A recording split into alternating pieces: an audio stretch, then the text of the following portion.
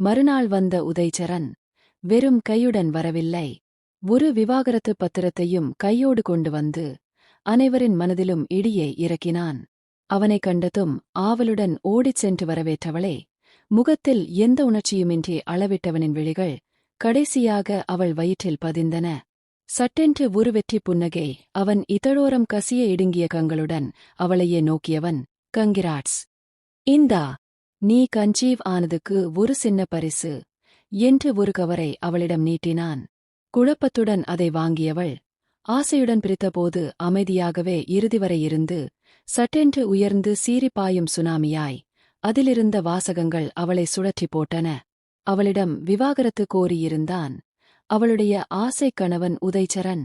மொழி புரியாத குழந்தையைப் போல் கண்களில் நீர்த்திரையோடு அவனை நிமிர்ந்து பார்த்து மலங்க மலங்க விழித்தவளிடமிருந்து பார்வையை விலக்கி அருணாசலத்திடம் மெல்லத் திரும்பினான் அவன். இனிமே நமக்குள்ளே எந்த உறவும் இருக்கப் போறதில்லை. அதனால உங்களே சார்னு கூப்பிடறதே ரொம்ப பொருத்தமா இருக்கும்னு நினைக்கிறேன் என்றவனை பயத்துடன் உறைந்து நின்றபடி பார்த்திருந்தார் அருணாசலம். நான் உங்க பொண்ணை கல்யாணம் செஞ்சுக்கிட்டதுக்கு காரணமே என் தங்கை கவிதாதான்.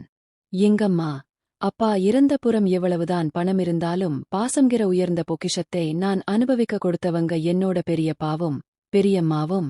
அவங்களுக்கு 10 வருஷமா குழந்தை இல்லாம இருந்து பிறந்தவதான் கவிதா. உங்களுக்கு நல்லா தெரிஞ்சிருக்குமே. உங்க மகனோட முதல் மனைவி.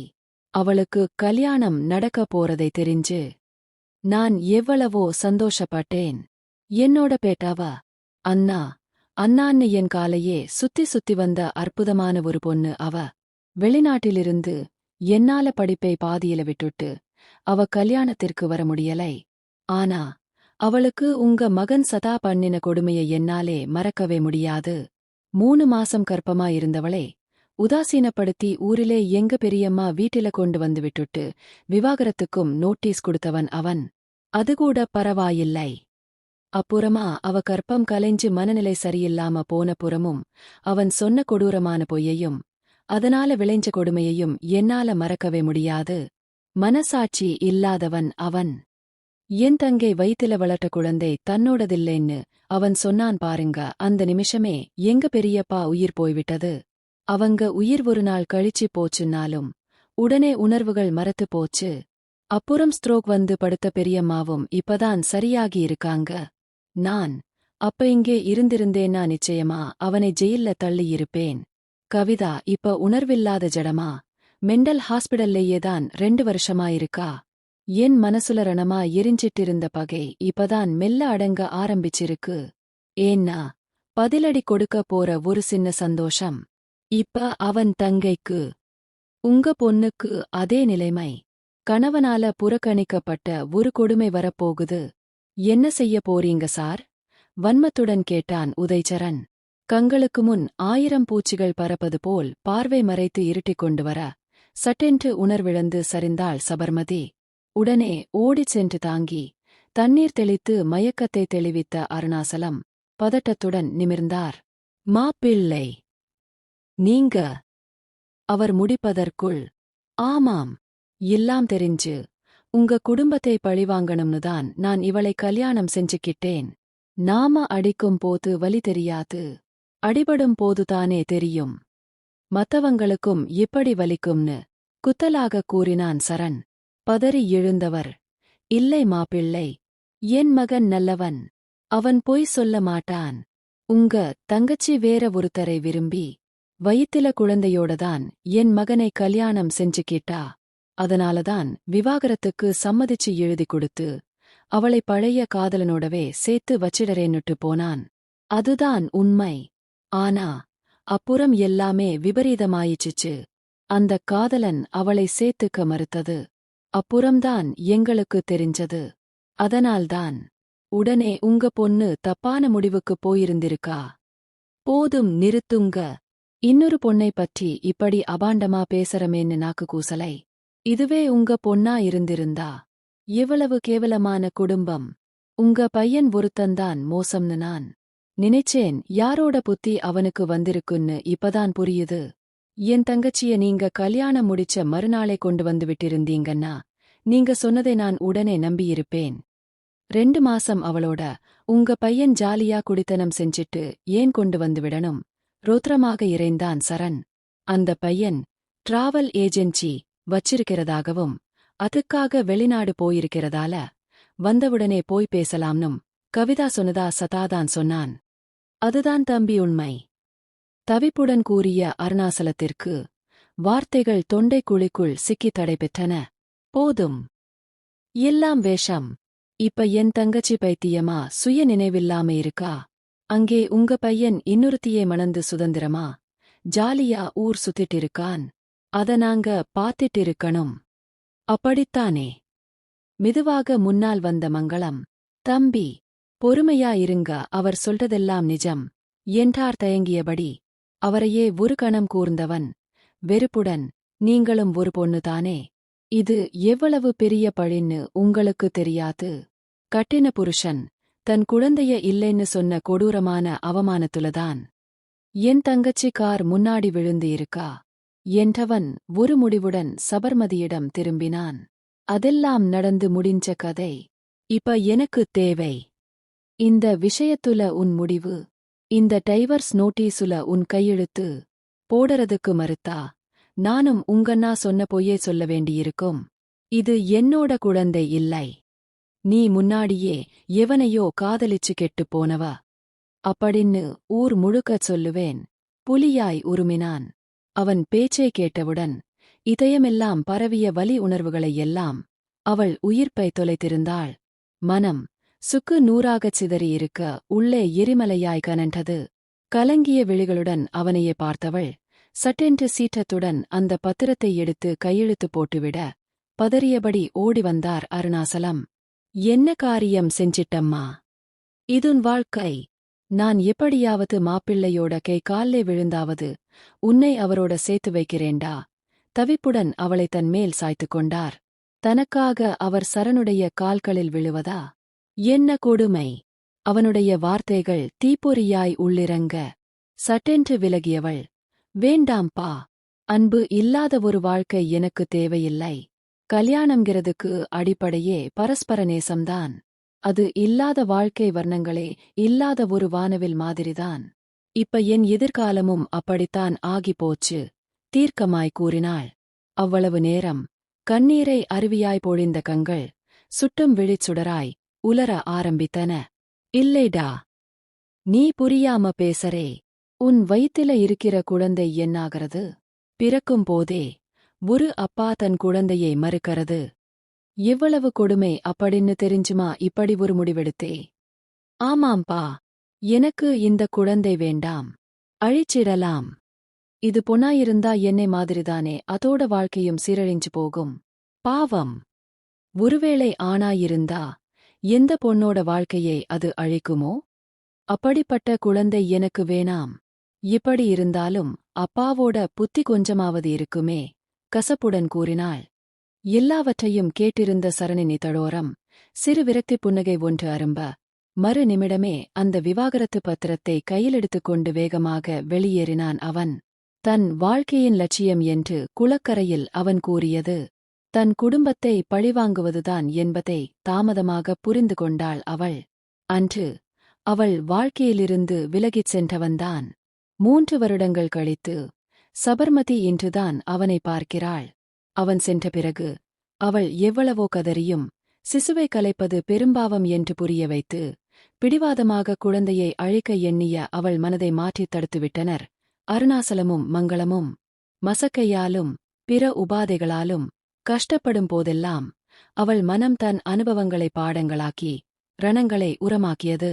சினேகா பிறந்த பிறகு மகளுக்காக அந்த ஊரிலிருந்து மாற்றல் வாங்கிக் கொண்டு வீட்டை விற்றுவிட்டு கோயம்புத்தூருக்கு வந்தவர்கள்தான். அக்கம் பக்கத்திலிருப்பவர்களிடம் அவளுடைய கணவர் வெளிநாட்டில் இருப்பதாக கூறியிருக்கிறார் மங்களம். குழந்தையின் முகத்தை பார்த்து ஓரளவு தன்னை தேற்றிக் கொண்டு சோகங்களை மறக்க ஆரம்பித்திருந்தவளுக்கு 1 வருடமாக பார்க்கின்ற இந்த ஆசிரியர் தொழில் பெரும் நிம்மதியையும் தன்னம்பிக்கையையும் கைவசப்படுத்தியிருந்தது. வாழ்க்கை நதியின் பெருக்காய் விரைந்து சென்று கொண்டிருக்க திடீரென்று அதை தடை செய்யும் அணையாகியிருக்கிறது உதய்சரணின் வருகை. அவனுடைய அன்பை யாசகம் கேட்டு ஒரு காலத்தில் பிழம்பாய்தான் உருகி நின்றது. ஞாபகம் வந்து உணர்வு விரக்தியும் வேதனையும் அவளுக்குள் படர்ந்தன. அம்மா வென்ற அழைப்பு சபர்மதியை உசுப்பிவிட சட்டென்று கனவுகள் கலைந்து நிமிர்ந்தபோது சினேகா அவள் கழுத்தை இறுக பிடித்து அணைத்திருந்தாள். உடல்நிலை நன்றாக இருந்தால் புரிந்து தள்ளியிருப்பாள். இன்று ஏதோ ஒருவித சோர்வு தெரிந்தது அவளிடம். செல்லம், என்னடா நல்லா தூங்கினியா? அம்மாவுக்கு இன்னிக்கு ஸ்கூல்ல கொஞ்சம் வேலை இருந்தது. அதான் லேட்டாயிடுச்சு. சாரிடா என்றபடி அவளுடைய நெற்றியில் மெல்லியதாய் முத்தமிட்டாள் சபர்மதி. தலையை சரித்து, சரி, நாம கடைக்கு போய் பொம்மை வாங்கலாமா? புருவங்கள் நெறிய அவள் கேட்டபோது அந்த முகமும் செய்கைகளும் சரணை பெரிதும் நினைவுபடுத்துவதாய் இருந்தது.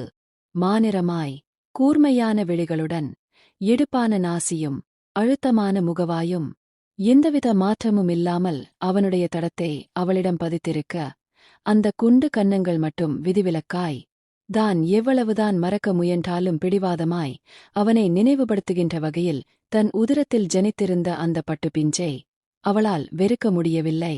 இன்று அவன் வருகை தன்னை மயங்கி விழச் செய்கின்ற அளவு பாதிக்கும் என்ற உண்மையை அவளே ஒரு விதிர்ப்புடன் இப்போதுதான் உணர்ந்தாள். அம்மா, போலாமா? சலுகையுடன் கேட்ட மகளை உச்சி முகர்ந்து சமாதானப்படுத்தியவள். அம்மா உனக்கு பொம்மை வாங்கித் தருவேனாம். நீ என் கூட சமத்தா டாக்டர் ஆண்டிகிட்டே வருவியாம். ஓகேயா? கொஞ்சலாகக் கேட்டாள். ஒரு கணம் யோசித்தவள் சரி என்றாள் சினுங்களுடன். பிறகு உடனே அவளுடைய மூட் மாறுவதற்குள் அழைத்துக்கொண்டு டாக்டரிடம் கிளம்பும்போதுதான் வேலை முடித்து அருணாசலம் காரில் வந்து இறங்கினார். என்னாச்சு? எங்க வீட்டு குட்டி தேவதைக்கு உடம்பு எப்படி இருக்கு என்றபடி பேத்தியை ஆவலுடன் தூக்கிக் கொண்டார் அவர். லேசா டெம்பரேச்சர் இருக்குப்பா, நான் ராஜம் டாக்டரை பார்த்துட்டு வந்துடுறேன் என்று கிளம்ப தானே காரை எடுத்துக்கொண்டு உடன் வந்தார் அவர். அவர்களை கண்டதும் புன்னகையுடன் வரவேற்ற ராஜம் சினேகாவை பரிசோதித்து மருந்து எழுதி தந்துவிட்டு, என்ன சபர்மதி, சினேகாவோட அப்பா இந்த லீவுக்கு வரலியா? இவளுக்கு விளையாட ஒரு குட்டி பாப்பாவை எப்ப தரப்போறீங்க? குழந்தையை பார்க்க இன்னும் அவர் இந்தியாவுக்கு வரவேயில்லை இல்லையா என்றார் யதார்த்தமாக. சமதியின் முகம் மாறிவிட உடனே சமாளித்தது அருணாசலம்தான். அநேகமா அடுத்த மாசம் வருவாங்கன்னு நினைக்கிறேன் என்று கூறியதுடன், ஹே ஜாலி டோட், அப்பா வராங்களாம்மா? சுட்டித்தனமாய் அதையே பற்றிக் கொண்டாள் சினேகா. வீட்டிற்கு திரும்பி வருகின்ற வழியில் எல்லாம் பொம்மையை கூட மறந்துவிட்டு அப்பாவைப் பற்றியே நச்சரிக்க ஆரம்பித்தாள். சபர்மதிக்கு அவள் ஏக்கம் புரிந்தது. பிறகு கடைக்கு அழைத்துச் சென்று அவளுடைய மனநிலையை மாற்றி கார் பொம்மை வாங்கித் தந்த பிறகே அவள் அமைதியானாள். ஆனால் சமதியின் மனம் அமைதியடைய மறுத்தது. வீட்டிற்கு வந்ததும் குழந்தையை சாப்பிட வைத்து மருந்தை கொடுத்து கதைகள் சொல்லி உறங்க வைத்துவிட்டு தந்தையிடம் வந்தாள். அப்பா, போன வாரம் எங்க ஸ்கூல் கரஸ்பாண்டன்ட் மாறி இருக்காரு. நிர்வாகம் வேற கைக்கு மாறிடுச்சுன்னு சொன்னேன் இல்லைப்பா. அந்த அவர் இன்னிக்கு வந்திருந்தாருப்பா என்றாள் மெதுவாக. எப்படிம்மா இருக்காரு? நல்லபடியா தெரியறாரா? நீங்க எல்லாரும் அவர்கிட்டே பேசினீங்களா? எல்லாம் கேட்டீங்க, அவர் யாருன்னு கேட்கலையேப்பா. அங்கே கரஸ்பாண்டண்டா வந்தது சினேகாவோட அப்பாதான். வேதனை மிகுந்து தெரிந்தது அவள் குரலில். சமதி பதட்டத்துடன் கூவியபடி எழுந்தவரை கைப்பிடித்து ஆதரவாக அமர்த்தினாள். அன்று மாலை பள்ளியில் நடந்ததை கூறினாள். அப்பா, பயப்படாதீங்க. எதிர்பாராத ஒரு ஷாக்கிலே எனக்கு மயக்கம் வந்தது உண்மைதான். ஆனா உங்க பொண்ணு கூட இல்லை. எனக்கும் கணவர்கிற ஒரு துணை இல்லாம தனியா வாழ முடியுங்கிறதை இனிமேதான் அவருக்கு நான் உணர்த்தப் போறேன். நீங்க எதுக்கும் கவலைப்படக்கூடாது. ஒடுங்கிப் போயிருந்த என்னை ஒரு தைரியசாலியா மாத்தி நிமிர்ந்து வாழ கத்துக் கொடுத்ததே நீங்கதான். பார்ப்போம். எதிர்காலத்துல என்ன நடக்கும்னு கணிக்க முடியாதேப்பா. நாம தப்பு செய்யலை. நல்லதே நடக்கும்னு நம்புவோம் உறுதியாக கூறினாள். அவளின் முன்னுச்சியை வருடி ஆறுதல் படுத்தியவருக்குள் பல யோசனைகள். அன்றிரவு தொலைபேசியில் பேசிய சதானந்தனிடம் அவர் மெதுவாக விபரத்தை கூறியபோது அவன் மிகவும் பயந்துவிட்டான். அப்பா, சமதியை கேர்புல்லா இருக்கச் சொல்லுங்க. அவன் ஒரு மிருகம். நம்ம பக்கம் இருக்கிற நியாயத்தை புரிஞ்சுக்காம தான் செஞ்சதுதான் சரின்னு என்னை கழுத்தை பிடிச்சு தள்ளி விரட்டுனவன் அவன். பேசாம அவளை வேலைய விட்டுடச் சொல்லுங்க, கோபமாக கூறினான் அவன். அவ இப்ப தைரியமா இருக்கா சதா. வேலைக்கு போகட்டும். அந்த பணம் வந்து எதுவும் ஆகப் போறதில்லை. ஆனா அவளுக்கு பொழுது போகிறதுக்கும் ஒரு ஆத்ம திருப்திக்காகவும் தான் இந்த வேலைக்கே அவளை அனுப்பியிருக்கேன். அவன் ஏதாவது தொந்தரவு செஞ்சா உடனே நின்னுடலாங்கிறா. பார்ப்போம். அதுவரைக்கும் போயிட்டு வரட்டும். எனக்கப்புறம் இந்த உலகத்தை தனியா எதிர்நோக்க அவளுக்கு தைரியம் வரணுமே என்றார் அருணாசல முடிவாக. தந்தையிடம் பேசிவிட்டு படுத்த சதானந்தனுக்கோ வெகுநேரம் உறக்கமே வரவில்லை. அவன் மனைவி சாரா இரவு பணிக்கு சென்றிருந்தாள். அவனை பற்றிய எல்லா விபரங்களையும் அறிந்த பிறகுதான் அவனை முழு விருப்பத்துடன் மணந்து கொண்டாள் அவள். தன் முதல் திருமணமும் அதன் விளைவாக தன் தங்கை சபர்மதியின் வாழ்க்கை பாதிக்கப்பட்டதும் சங்கிலித் தொடராய் நினைவிற்கு வந்தன. இரண்டு மனம் வேண்டுமென்று தோன்றியது. ஒன்று நினைப்பதற்கும் மற்றொன்று மறப்பதற்கும் என்று இருந்தால் பரவாயில்லையோ என்ற எண்ணம் உள்ளத்தில் கேள்வியாய் மழை நின்ற பிறகும் மின்கம்பியில் அணிவகுத்திருக்கும் நீர்த்துளிகளாய் நினைவுச் சரங்கள் மனதில் மெல்ல மெல்ல விழத் துவங்கின. சதானந்த் பி.எம்.எஸ். முடித்துவிட்டு சாப்ட்வேர் இன்ஜினியராக வேலைக்குச் சேர்ந்தபோதுதான் அவனுக்கு பெண் பார்க்க ஆரம்பித்தார் அருணாசலம். அப்போது வந்த வரந்தான் கவிதாவின் வீட்டு சம்பந்தம்.